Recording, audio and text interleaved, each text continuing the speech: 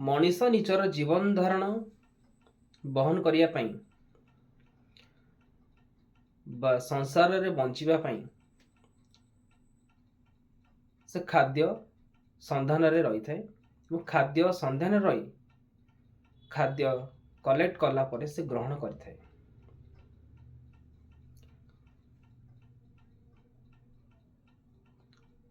खाद्य मध्य जदि आम भिटामिन उपरू जीवा से हूँ श्वेतसार पुष्टिसार स्नेहसार बहुत प्रकार भिटामिन खाद्य रही जोटा मनीष तत्व और मनीष जीवन पुष्टिसारण निमंते अत्यंत आवश्यक होता है।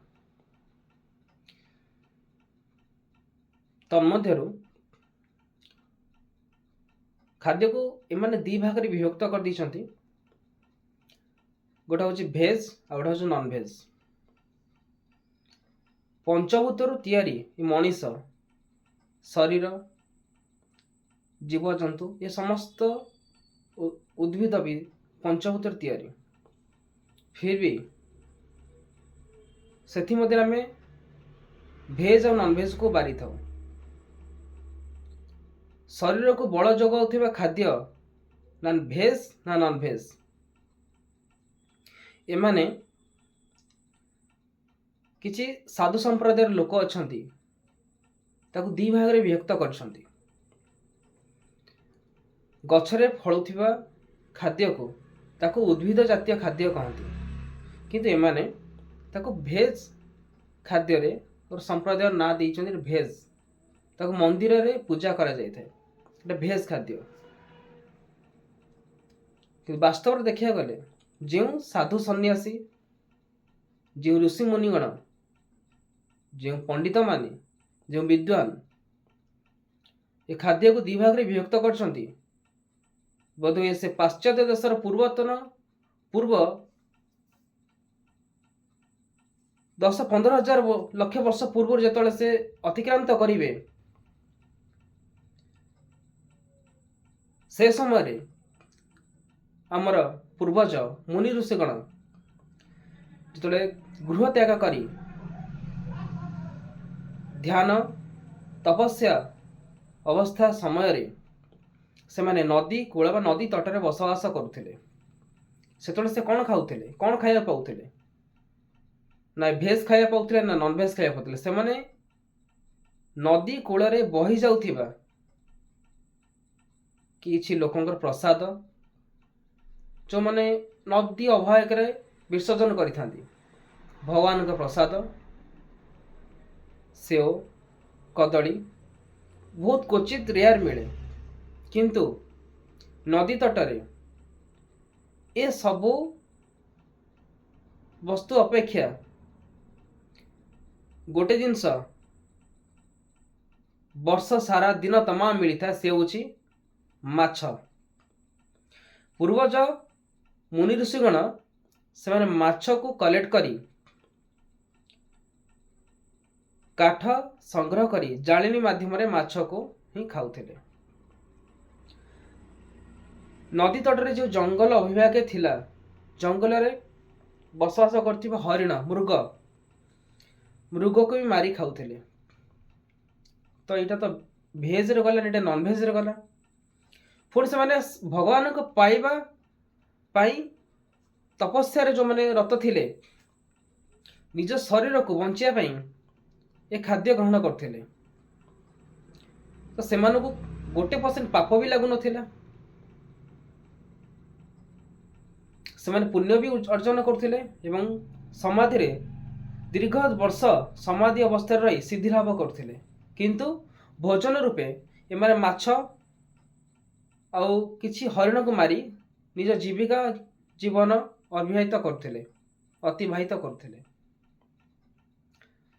मो कहवा बाहुल्य होछि वर्तमान समय रे जो माने ए भेज और नॉन भेज भितर पार्थक्य नहीं आछंती कि आमे नॉन भेज खाइछु मंदिर पथ अग्रसर हेबरी मंदिर दर्शन करिबनी एटा संपूर्ण रूपे भूल। तमे नॉन भेज काहा कहउछ नॉन भेज ए रक्त मांस मल मूत्र को कहउछ नॉन भेज तो से निज शरीर भी अछि तो तुम्हें केमती पर्टिकुलर पूरा शुद्ध ही रहिल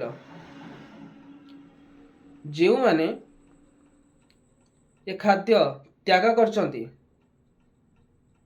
ନିଜ ଆତ୍ମାକୁ କଷ୍ଟ ଦେଇ ତ୍ୟାଗ କରିଛନ୍ତି, ସେମାନେ ଏ ଖାଦ୍ୟ ଗ୍ରହଣ କରିବା ନିତାନ୍ତ ଆବଶ୍ୟକ। କେବେ ବି ନିଜ ମନକୁ ବଳିଦାନ ଦେଇ, ନିଜ ମନକୁ କଷ୍ଟ ଦେଇ, ନିଜ ଆତ୍ମାକୁ କଷ୍ଟ ଦେଇ କୌଣସି ପ୍ରକାର ଖାଦ୍ୟକୁ ତ୍ୟାଗ କରିବା କଥା ନୁହେଁ। ଏହା ନିଜ ଜୀବ ଉପରେ ପ୍ରତିଶୋଧର ସହିତ ସମାନ। ତୁମେ ଭଗବାନଙ୍କର ଏକ ଅଂଶ। ତ ତୁମେ ଆଜି ମାଛ ଛାଡ଼ିଛ, ମାଛ ଗ୍ରହଣ କରିପାରିବ, ମାଂସ ଗ୍ରହଣ କରିପାରିବ। ଏ ସମସ୍ତ ଦ୍ରବ୍ୟ ଭଗବତ ସ୍ୱରୂପ ଭଗବାନଙ୍କର ଅଂଶ। ଭଗବାନ କହିଛନ୍ତି, ତୁମେ ଜୀବ ହତ୍ୟା କରି ଯଦି ତୁମେ ନିଜ ଶରୀରକୁ ପୋଷି ପାରୁଛ, ଏଥିରେ କିଛି ବି ପାପ ନାହିଁ। ଏବେ ବି କିଛି ପାଶ୍ଚାତ୍ୟ ଦେଶରେ ସଂସ୍କୃତି ବଞ୍ଚି ରହିଛି, ଯାହାର ଖାଦ୍ୟ ହେଉଛି ମୃତ ପଶୁ ହେଉ କିମ୍ବା ଜୀବନରୁ ମାରି ଦେଉଥିବା ଛେଳି, ହରିଣ, କୁକୁଡ଼ା ଏମାନଙ୍କୁ ମାରି ପୋଡ଼ି କଞ୍ଚା ବି ଖାଉଛନ୍ତି। ସେମାନଙ୍କୁ ଭଗବାନଙ୍କର କିଛି ପାପ ଲାଗୁନି, ସେମାନେ ଅବି ଠିକ ଅଛନ୍ତି। ଅବସ୍ଥା ବ୍ୟବସ୍ଥା ଭିତରେ ଯେଉଁ ଖାଦ୍ୟ ଦ୍ୱାରା ତୁମ ମନ ଶାନ୍ତି ହେଉଛି, ଯେଉଁ ଖାଦ୍ୟ ଖାଇ ତୁମେ ଆତ୍ମବଳକୁ ଗ୍ରୋଥ କରିପାରୁଛ, ସେ ଖାଦ୍ୟରେ ତିଳେ ମାତ୍ର ପାପ ନାହିଁ। କିନ୍ତୁ ମନେ ରଖ, ଭଗବାନଙ୍କ ମାଧ୍ୟମରେ ତୁମେ ମଣିଷ ଜନ୍ମ ପାଇଛ। ଭଗବାନ ତୁମକୁ ବୁଦ୍ଧି ଦେଇଛନ୍ତି। ତୁମେ ଚାହିଁଲେ ଭେଜ ଖାଇପାରିବ, ନନ୍ ଭେଜ ଖାଇପାରିବ। ଏଥିରେ ଖାଦ୍ୟରେ କେବେ ବି ପାର୍ଥକ୍ୟ ଆଣିବାକୁ ଚେଷ୍ଟା କର ନାହିଁ। କିନ୍ତୁ ମନେ ରଖ, ଯେଉଁ ବ୍ୟକ୍ତି ଉତ୍ତମ ଖାଦ୍ୟ ଖାଇ ନିଜ ମନକୁ ଆତ୍ମସନ୍ତୋଷ କରି ଆସୁଛି, ଯଦି ସେ ବ୍ୟକ୍ତି ଯଦି ନନଭେଜ ଖାଇ ମନକୁ ଆତ୍ମସନ୍ତୋଷ କରିପାରୁଛି, ଏଥିରେ କିଛି ବି ଦାୟୀ ନୁହେଁ।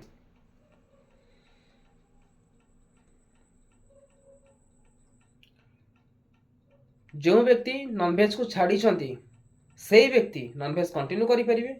ଏଥିରେ କୌଣସି ତିଳେ ମାତ୍ର ବି କ୍ଷତି ନାହିଁ। କିନ୍ତୁ ଯଦି ସେଇ ବ୍ୟକ୍ତି ପୁନର୍ବାର ନନଭେଜ ଖାଇଲା ପରେ ମନ ଭିତରେ ଯଦି କିଛି ଗ୍ଲାନି ଭାବ ଆସୁଛି, କିଛି ରୋଗ, ଯେଉଁ ରୋଗରେ ସେ କେବେ ବି ଆକ୍ରାନ୍ତ ହେଇନଥିବ, ଯଦି ସେ ପୁନର୍ବାର ରୋଗରେ ଆକ୍ରାନ୍ତ ହେଉଛି, ତେବେ ସେ ନନଭେଜ ଖାଇ ବହୁତ ବଡ଼ ଭୁଲ କରୁଛି। କାହିଁକି ନା ଯେଉଁ ନନଭେଜ ତୁମେ ଖାଉଛ, ସିଏ ବି ଗୋଟେ ପ୍ରାଣୀର ଆତ୍ମାକୁ କଷ୍ଟ ଦେଇ ତାକୁ ଜୀବନରୁ ମାରି ତମେ ତାକୁ ଖାଦ୍ୟ ରୂପେ ଗ୍ରହଣ କରୁଛ। ଭଗବାନ ତୁମକୁ ଏତେ ବଡ଼ ବ୍ରହ୍ମାଣ୍ଡରେ ଗଛ ଲତାରେ କିଛି ଫଳ ଦେଇନାହାନ୍ତି, କି ପନିପରିବା ଦେଇନାହାନ୍ତି ତୁମେ ଖାଇପାରିବନି? ତୁମେ ନନଭେଜ ଖାଉଛ। ତୁମେ ନନଭେଜ ଖାଇ ନିଜକୁ ତଳିନ୍ତଳାନ୍ତ କରିବା ସହିତ ନିଜ ପରିବାରକୁ ବି ବିଧ୍ୱଂସ ଅଭିମୁଖେ ନେଇ ଚାଲିଛ। ତ ଡିସିସନ ତୁମ ହାତରେ। ତୁମେ କେଉଁ ଖାଦ୍ୟ ଦ୍ୱାରା ତୁମେ ଅତ୍ୟନ୍ତ ଖୁସି ହେବ, ସେ ଖାଦ୍ୟ ଗ୍ରହଣ କରିପାରିବ।